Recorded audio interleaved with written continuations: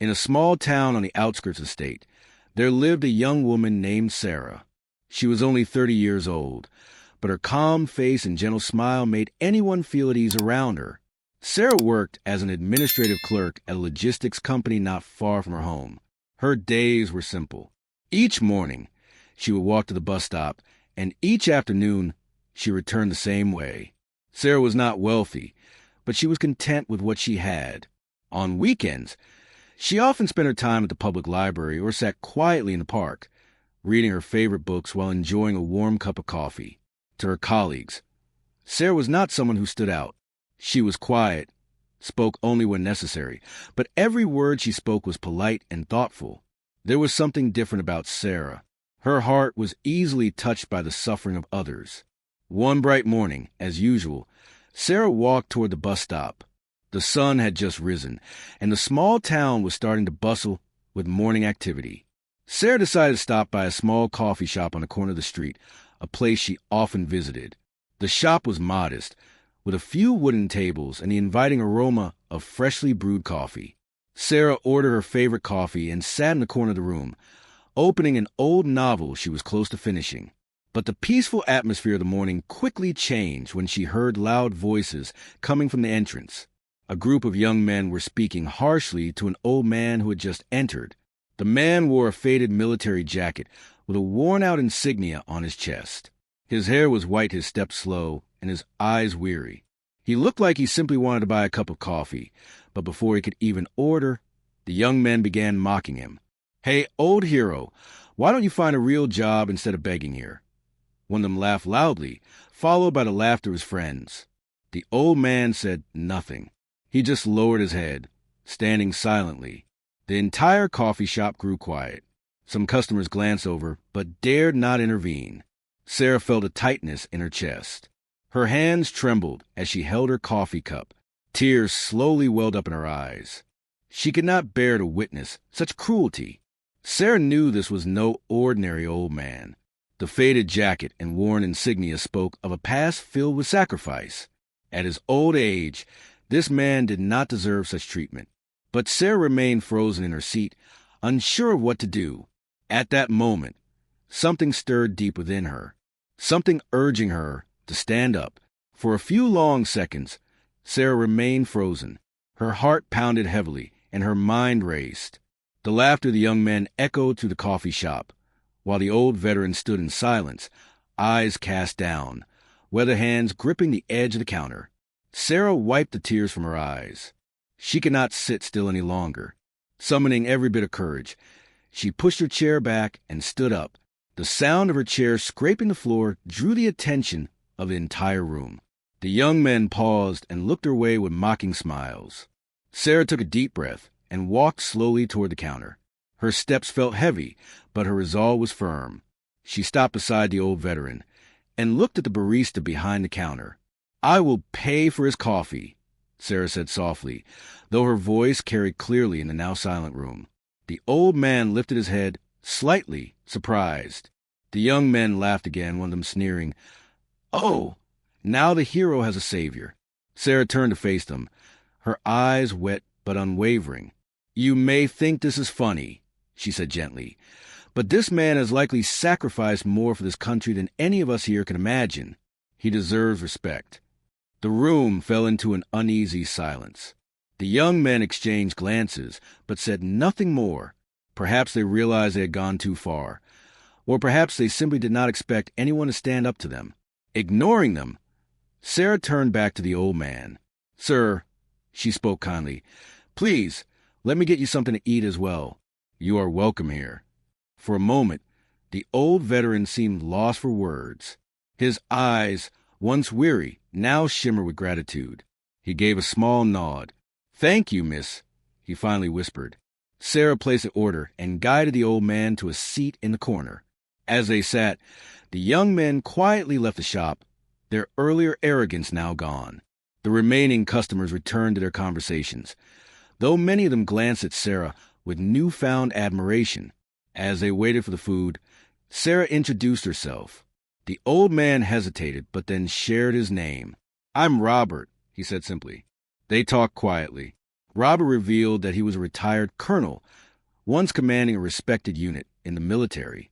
Life after service had not been kind to him.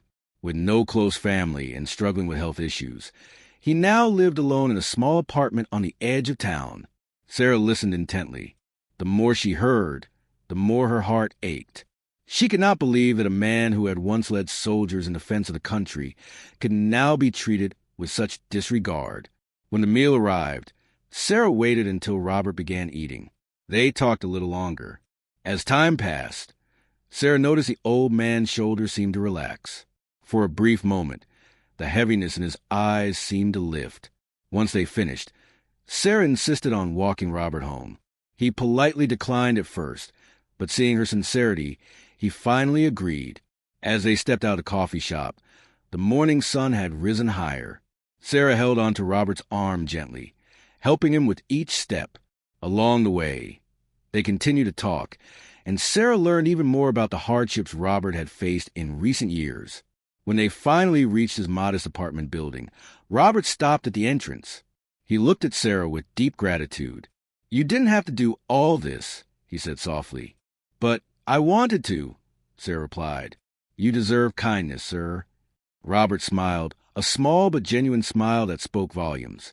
With a final wave, Sarah turned and began walking home, unaware that her small act of kindness had been witnessed by more eyes than she realized. Sarah walked back to her apartment with a strange mix of emotions. A part of her felt relief for having stood up, yet another part remained heavy, thinking of how someone like Robert could be so easily forgotten. The city around her buzzed with its usual energy, unaware of what had just transpired in that small coffee shop. As she reached her apartment building, Sarah's phone buzzed. It was a message from her manager, reminding her about an early meeting scheduled for the next morning. With a tired smile, she replied and placed the phone on the table. The rest of the evening passed quietly. Sarah prepared a simple dinner, read a few more pages of her book, and soon drifted into sleep. But while Sarah slept, something unexpected was already set in motion. Inside the coffee shop, one of the customers who had remained silent during the incident had recorded part of the scene on his phone. He was a former soldier himself, now working at the local military base. What he witnessed had stirred something deep within him. That night, after some thought, he shared the video with a few trusted friends in a private veterans group. The video quickly spread through circles of active duty soldiers and veterans in the area. Many of them recognized Colonel Robert, a man who had once trained and led many of them. The sight of their former commander being insulted and then quietly helped by a stranger touched a nerve. By midnight, the story had reached the ears of someone even higher, the commander of the local military police unit, a stern, respected figure known simply as Major Carter. When he watched the video, his jaw tightened. He recognized Robert immediately. The thought of the colonel, a man he had once admired, being treated that way was unacceptable. Major Carter made a decision. He picked up a phone and began making calls. Within a few short hours, an unusual order had been issued to his unit. Hundreds of military police officers who had heard the story volunteered without hesitation. By morning, plans were already set. Meanwhile, Sarah woke the next day unaware of the growing ripple her actions had caused. She prepared for work as usual. The incident from the coffee shop remained in her thoughts, but life had to go on. She grabbed her bag and stepped out of her apartment building. It was then that she noticed something unusual. Far down the street, a line of black motorcycles, gleaming under the early morning sun, began approaching. The sound of engines filled the air. People along the sidewalk stopped and turned their heads, curious about what was happening. Sarah frowned slightly, not understanding what she was seeing. And then, as the motorcycles drew closer, something even more surprising happened. The front riders slowed as they reached her building. One of them, a senior officer in uniform, dismounted and approached her. "Miss Sarah," he said respectfully, "we are here to escort you." Sarah blinked, confused. "Escort me? Why?" The officer smiled. "You'll see. Please, if you would come with us." Behind him, dozens, then hundreds of military police motorcycles now lined the street, forming a powerful convoy. Traffic had come to a halt. Onlookers gathered with phones in hand, recording the astonishing scene. Sarah's heart began to race. She glanced around in disbelief. Whatever was happening, it was unlike anything she could have imagined, and it was only just beginning. Sarah's breath caught in her throat.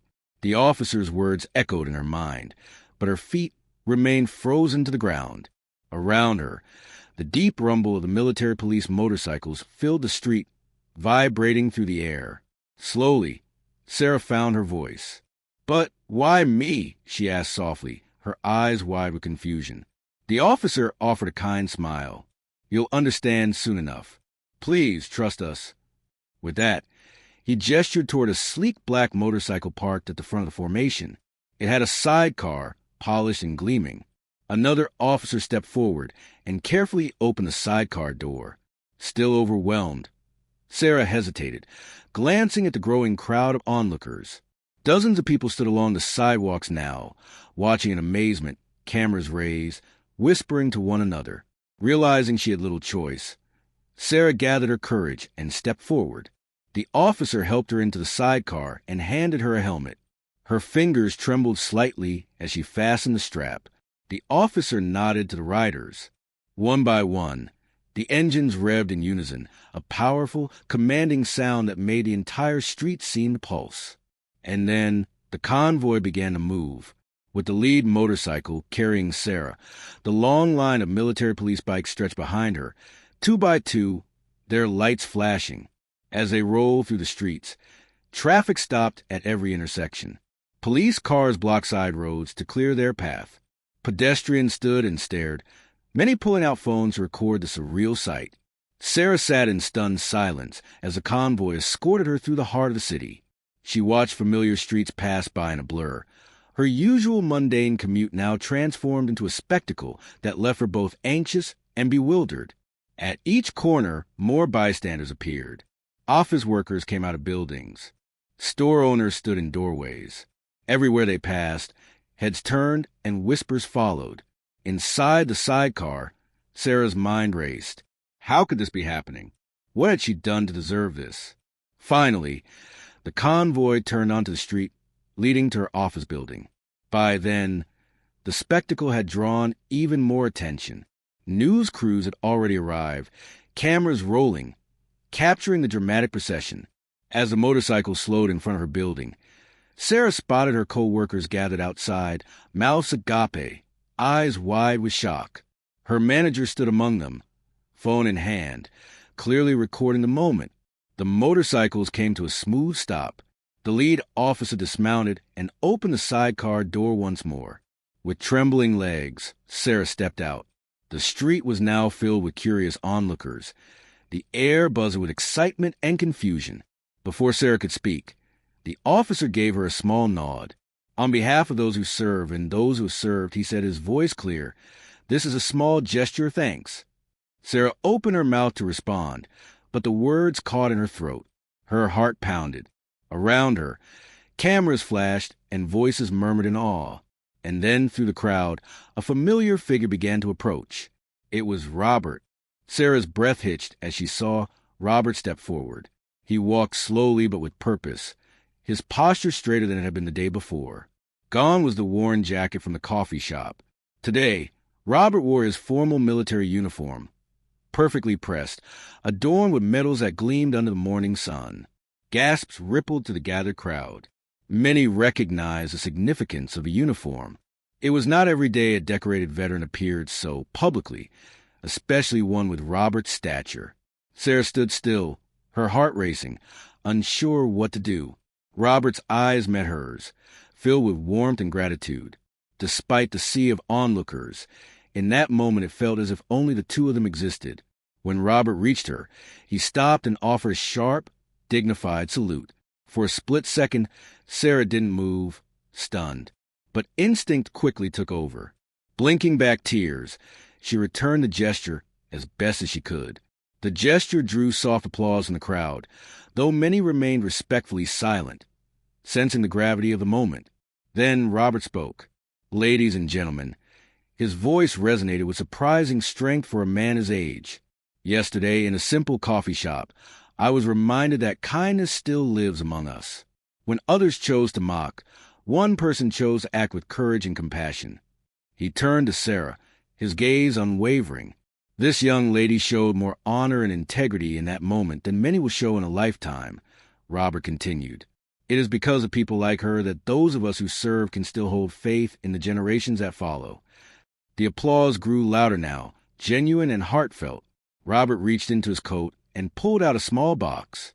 With steady hands, he opened it, revealing a military challenge coin, beautifully crafted, bearing the insignia of his old unit. In our tradition, Robert explained, this coin is given to those who demonstrate exceptional character and bravery. It is not awarded lightly. He held the coin out to Sarah. Tears welled in her eyes as she accepted it with trembling fingers. I don't know what to say, Sarah whispered. Robert smiled softly. You've already said it. Through your actions. At that moment, camera flashes lit the scene as reporters pushed closer. News of the convoy had already begun spreading online, and now, with Robert's public acknowledgement, the story was gaining even more attention. Sarah's co-workers approached, still visibly stunned. Her manager looked at her with new respect, placing a supportive hand on her shoulder. Around them, the officers of the military police stood at ease, their presence a powerful reminder of the unseen bonds that still connected this town to its veterans. And yet, even as the crowd cheered, Sarah felt a deeper message settling in her heart. She had never sought recognition. All she had done was follow what her conscience told her was right. But sometimes, the smallest act of kindness carried the greatest weight. And in this moment, the world had noticed. For a few moments after the ceremony, Sarah stood frozen. The weight of the small coin in her hand felt heavier than gold.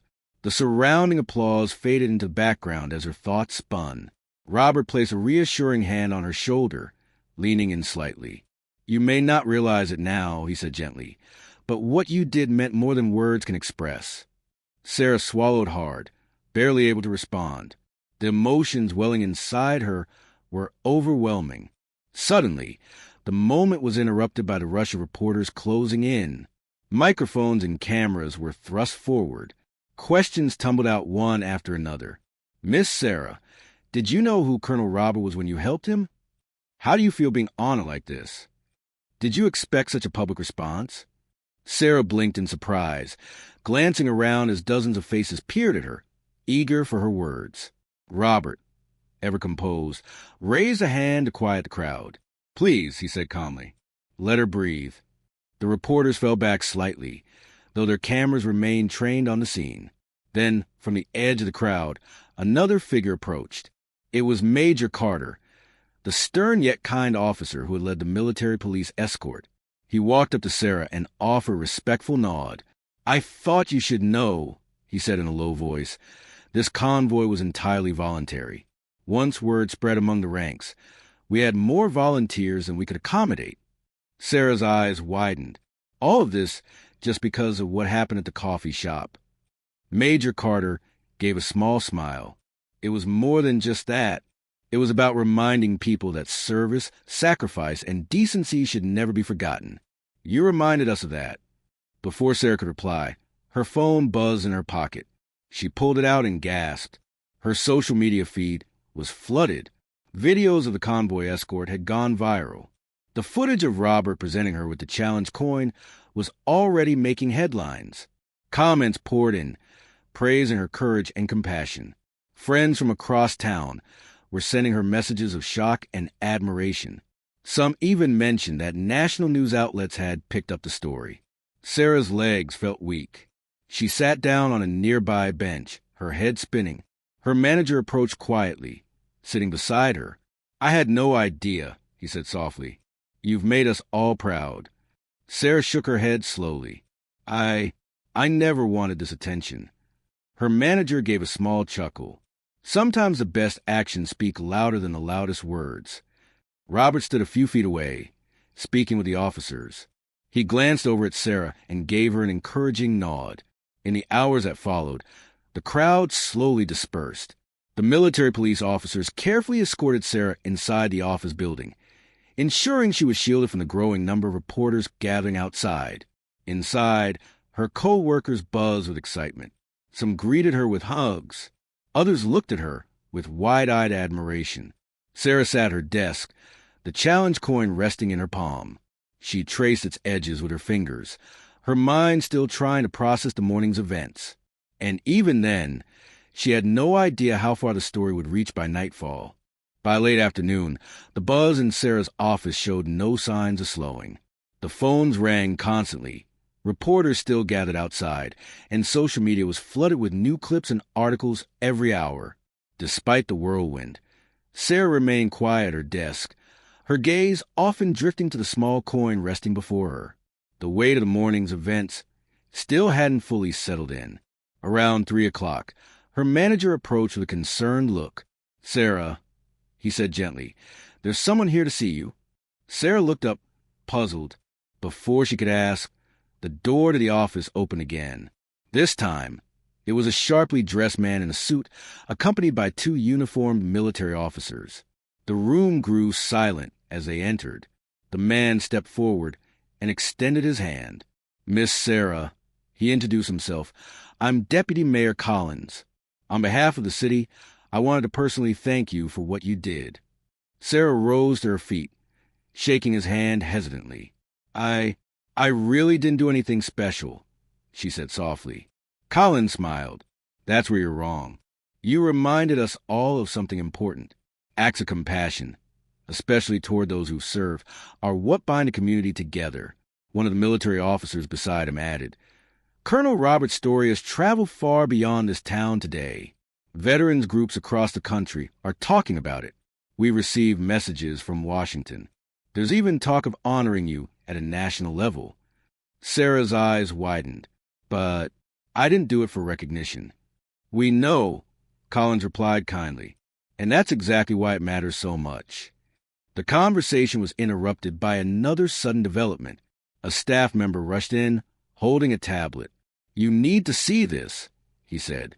The tablet screen displayed a live national news broadcast. The anchor was reporting on Sarah's story. Footage of the convoy escort, the public salute, and the presentation of the challenge coin were being shown to viewers across the country. Sarah stared at the screen in disbelief.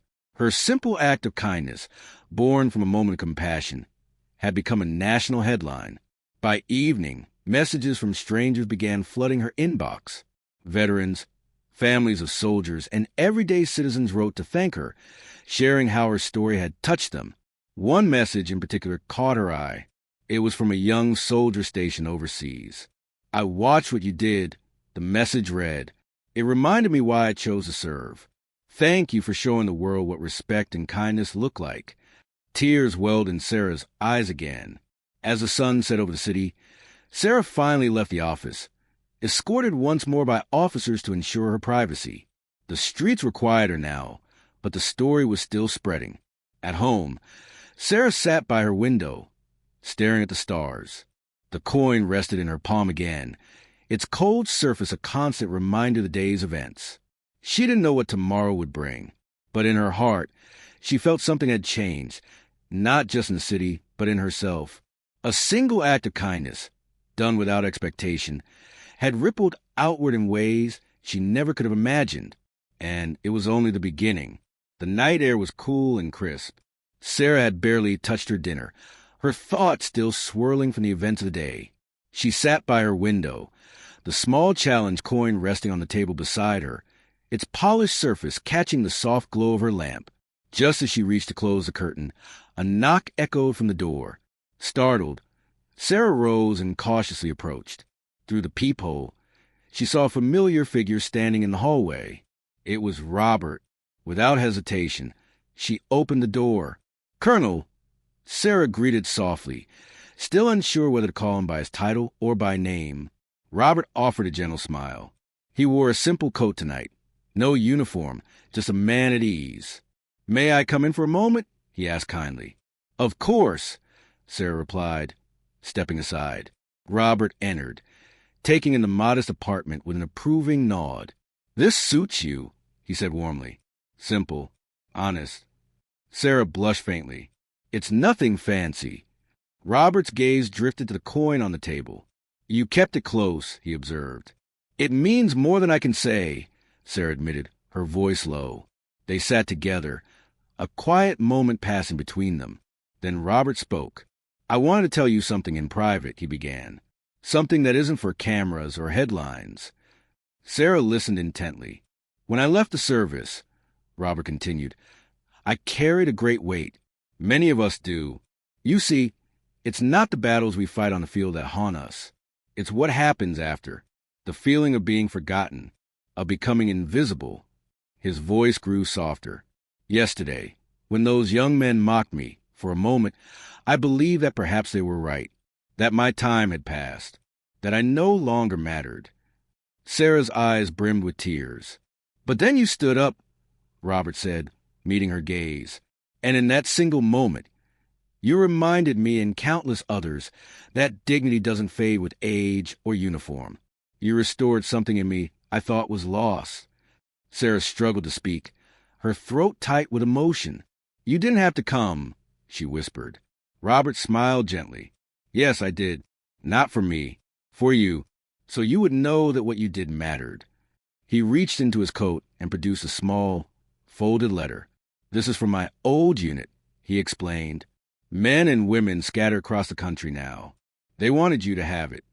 Sarah accepted the letter with trembling hands. Inside, dozens of signatures filled the page, each accompanied by short notes of gratitude and respect. Tears spilled freely now. I don't know what to say, she managed. Robert stood, placing a reassuring hand on her shoulder. Live your life as you always have, he said. With kindness, with courage, the rest will follow. He turned to leave, pausing at the door.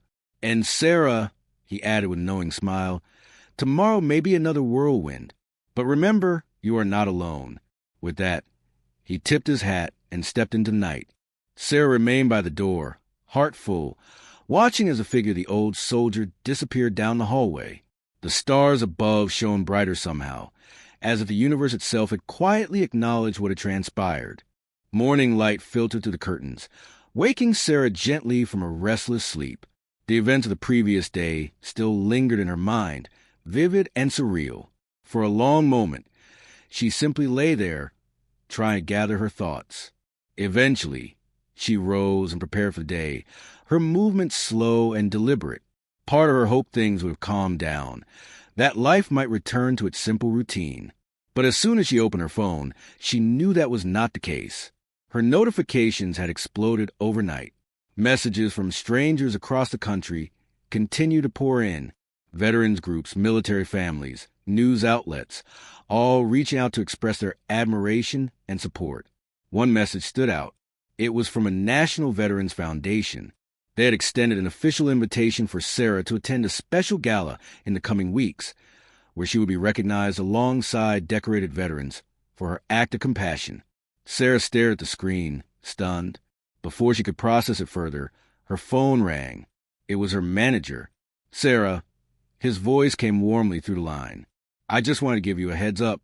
The mayor's office called this morning. There's going to be an official ceremony at City Hall this afternoon. You're the guest of honor. Sarah's heart skipped.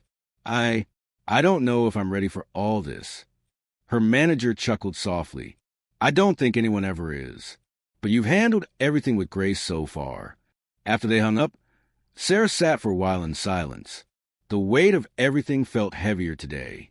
But beneath the nerves, something else stirred, a quiet resolve. She dressed carefully, choosing something simple yet respectful. Before leaving, she slipped a challenge coin into her pocket and tucked Robert's letter safely into her bag. As she stepped out of her apartment building, she paused. To her astonishment, a familiar sight greeted her. Lying along the street, once again were rows of military police motorcycles. This time, they stood parked, engine silent, their riders waiting at attention. Nearby, several local police officers also stood ready. Major Carter stepped forward with a nod. Miss Sarah, he greeted, we're here to escort you to City Hall. Sarah's breath caught. All of this again? Major Carter smiled. You're a part of something bigger now, and we're honored to stand with you. Crowds had already begun to gather, word having spread quickly. People cheered as Sarah was escorted to a waiting car, which led the convoy through the streets. As they approached City Hall, Sarah saw banners hung along the avenue. The words read, honor, compassion, courage. The plaza in front of City Hall was packed. Veterans in uniform stood alongside citizens of all ages. News crews filmed from every angle. As Sarah stepped out of the car, a hush fell over the crowd. She walked slowly toward the steps of City Hall, her heart pounding but her head held high.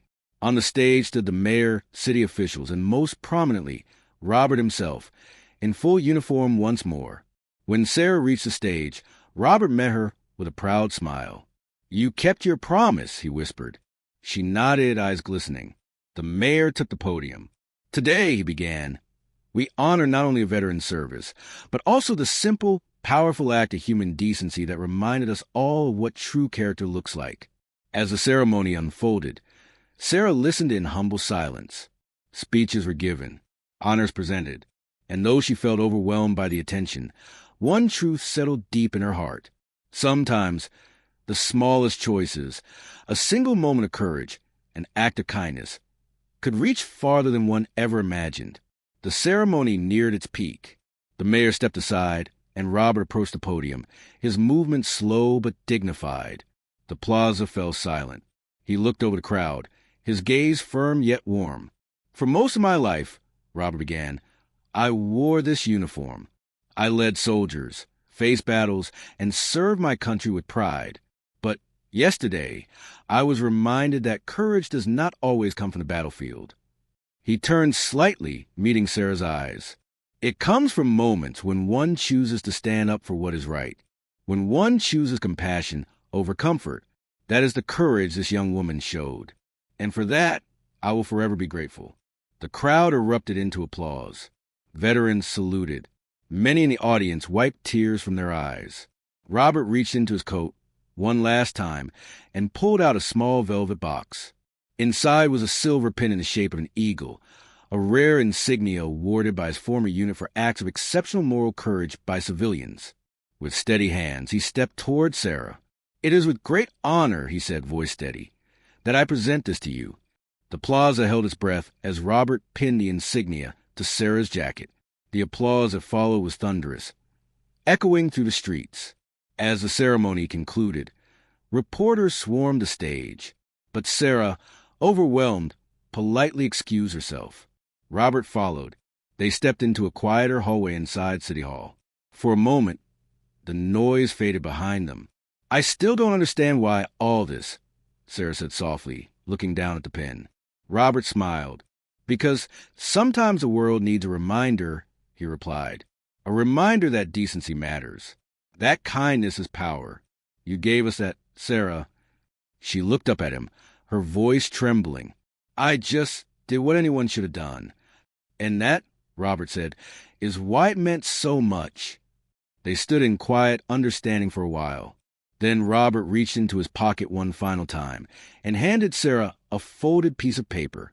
"It's from the families of my old unit," he explained. "They wanted you to have it." Sarah unfolded it carefully. Inside were handwritten notes from sons, daughters, and grandchildren of those who had once served under Robert. Messages of gratitude, hope, and admiration. Tears streamed freely now. She clutched the letter to her chest. Outside, the crowd still waited. But inside that hallway, Sarah felt a calm sense of peace.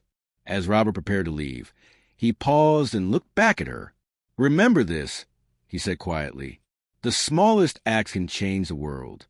You've done more than you know." With that, he tipped his hat and walked down the corridor, his figure slowly fading from view. Sarah stood alone for a moment, heart full.